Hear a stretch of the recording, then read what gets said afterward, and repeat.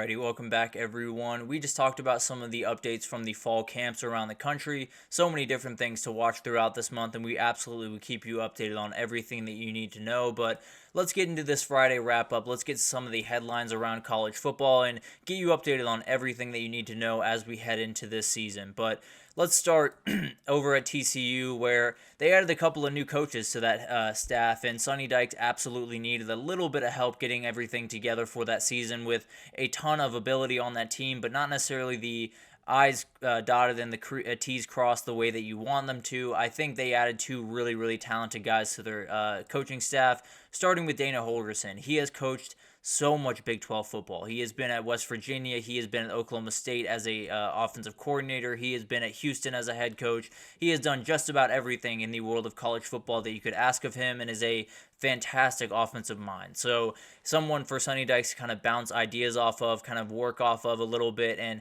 absolutely will be a huge asset to him going forward. And then they added Todd Graham, a really talented head coach that is a little bit more on the defensive side of the ball. So added guys on both sides of the ball here, and I think Todd Graham is one of those guys that hasn't necessarily had the fantastic head coaching career that I think a lot of us expected of him, but is absolutely someone that is going to be a huge asset to this team. And it doesn't stop there. They added Andy Avalos as the defensive coordinator, a former head coach at Boise State. They added Ken Wilson as linebackers coach, a former head coach at Nevada. So absolutely will be huge assets for them. And on the defensive side of the ball in particular, they were 103rd last year. They got to get that in order, and Todd Graham will absolutely be someone that can help that. And I think TCU just did a couple of things here that gives them a better shot to win the Big 12. It doesn't necessarily change too much about what I think about this team, but when you unlock what Dana Holgorsen can do and what Sonny Dykes can do on offense, things get pretty interesting pretty quickly.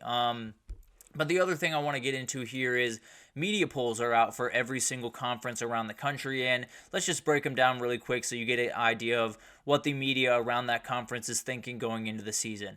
Florida State is leading the way in the ACC, 81 first-place votes for them. Clemson not too far behind with 55 first-place votes. Then you have Miami with 17, NC State with 8. Louisville didn't get any, but they are in the 5 position here. They are in the 5 position here. Then you have Virginia Tech at 6. They got 5 first place votes.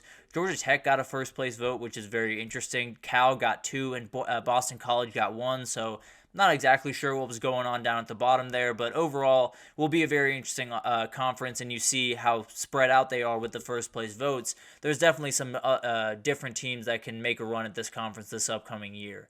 And then in the Big 12, you have a ton of different things to watch this upcoming year, but right now it's Utah leading the way. Just by a little bit, though, not necessarily too far ahead of Kansas State. I believe Utah got 20 first-place votes, while Kansas State got 19. So everyone is definitely riding those two bandwagons quite a bit, as am I with Kansas State. But Oklahoma State is right there, up there at the top. I believe they got 14 first-place votes, so not too far from there. And then you have a second tier with Kansas and Arizona. Both got first-place votes with a couple there, but absolutely will be teams that will have plenty to say. And then you have a mess at the bottom. There are so many different teams that are going to be able to make some noise in this conference, and it's going to be really interesting to see how it all shakes out this upcoming year. Then in the Big Ten, you have Ohio State and Oregon getting all of the first-place votes. There was no one else that got a first-place vote. Ohio State got 21 of the 27 first-place votes that were given out. And then Penn State, Michigan, and Iowa sit at the 3, 4, 5. And then you have USC, Wisconsin, and Nebraska right after them. So exactly kind of the way that we expected to shake out. I'm betting a little bit more on USC and Nebraska than the poll is here. But overall, definitely a very fun conference. And when you look at it, there's really 2 teams at the top that you feel really confident in going into this year, and those are the ones that got the first place votes this time around. Then you got the SEC. This one was totally dominated by Georgia, 165 first-place votes. Texas came in at second at 27. So there's quite a big gap, at least according to some of the media people around this conference, and it's a really, really good Georgia team, so I can't necessarily argue with them too much. Bama got 12 first-place votes. Ole Miss right behind them with 4. LSU got 2. And then Vandy somehow got 2. They've gotten a couple throughout the last couple of years, and I don't know who's doing it, but they're lying in some way or the other. And then South Carolina got 1 somehow as well. So a lot of first place votes to go around, and with that, there's going to be a couple that I just totally don't understand. But UGA definitely setting the pace in that conference with Texas, Alabama, and Ole Miss not too far behind there. But let's move on to Clemson, and let's talk about Benware. He is joining this staff, and this is a very legendary player in Clemson football history. He won the Jack Lambert Award for the top linebacker back in 2016, and definitely a very talented kid. They won their first national title with him at the helm on that defensive side of the ball for the first time since 1981. He was the co-defensive player of the year that year and logged 131 tackles. That is absolutely insane, truly insane, and absolutely will be a guy that is going to be a really good asset for this team. He finished his Clemson career with 352 tackles, 26 tackles for loss, 10 forced fumbles, 5 interceptions in 31 starts. He made so many plays for this team throughout that incredible run in Clemson's history, and bringing this guy onto the staff is the biggest layup decision you've ever made as Dabo Swinney. This guy apparently reached out to Dabo, said he really wants to be a part of the coaching staff, and you absolutely will take him, especially as something like an intern where you don't really have to pay him too much, and he can absolutely help out with those linebackers, and frankly, I'm really excited to see what he can do with Sammy Brown. That's a very talented freshman that will learn a ton from this guy right here, and might just be that next classic Clemson linebacker that we look back on, but a huge decision for Clemson, and absolutely the right one to bring in a guy like this. Rara Thomas was dismissed from the UGA team yesterday. This is something that I think a lot of us expected after he was, suspended from the team while the investigation went on.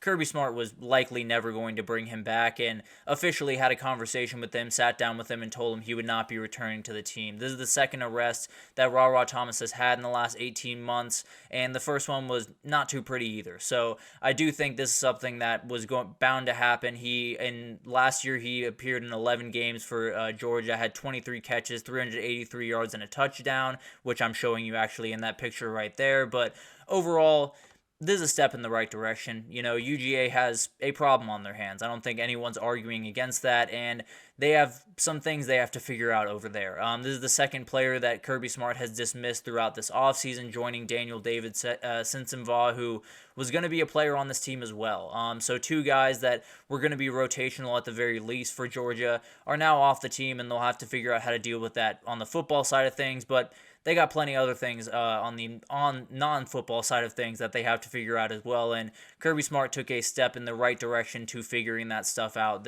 yesterday. So obviously something that I think a lot of us expected, but it is official now. Rara Thomas is officially off the UGA football team. And then you have Mel Tucker, the former head coach of Michigan State, is filing a wrongful termination suit against the university, seeking an unspecified monetary compensation for getting fired amid a harassment scandal back in 2023.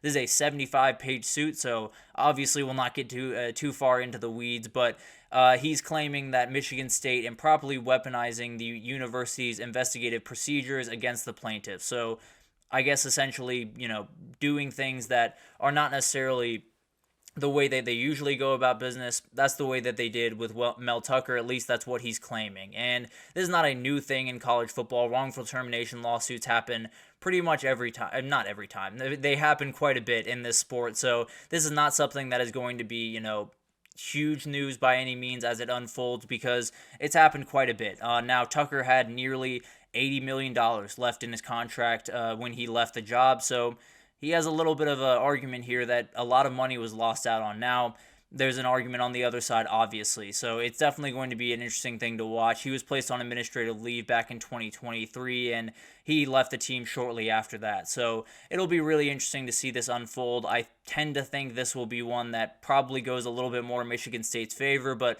overall, if you're Michigan State and you can just pay a little bit of money and frankly get this guy off your books, I think you probably take the opportunity. So it'll be a really interesting thing to watch, and one of those things that absolutely will have an impact on this team going forward and this university overall. So it'll be an interesting thing to watch overall, and definitely something that we will unpack as it does. But a ton of things happening around the sport. Javian Toviano was just reinstated to the LSU team among a interesting legal battle that he's under right now. So that's going to be something to watch throughout the next little bit. There are a ton of things happening around the sport, as you can imagine, as we get a little bit closer to the season. So many different things to unpack, but definitely some really, really big headlines. TCU adding some big head coaches that they very much needed on that staff. The media polls are always a really fun way to kind of look at what's going on in the season, as the people that are closest to that conference, as they see it, is always a very interesting way to kind of look at things.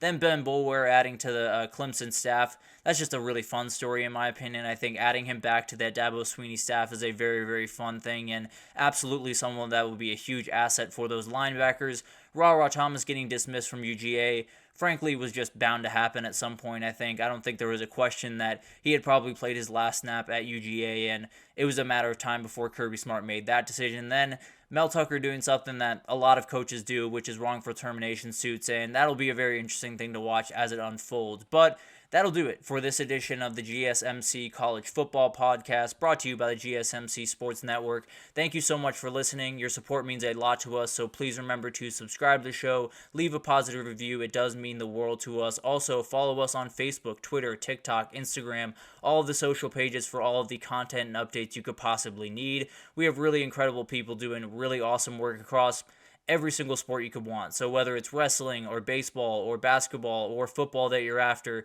we have plenty of people over here that can give you everything you need. So come on over to GSMC and we have you totally covered. But thank you once again for listening, and I will see you guys tomorrow.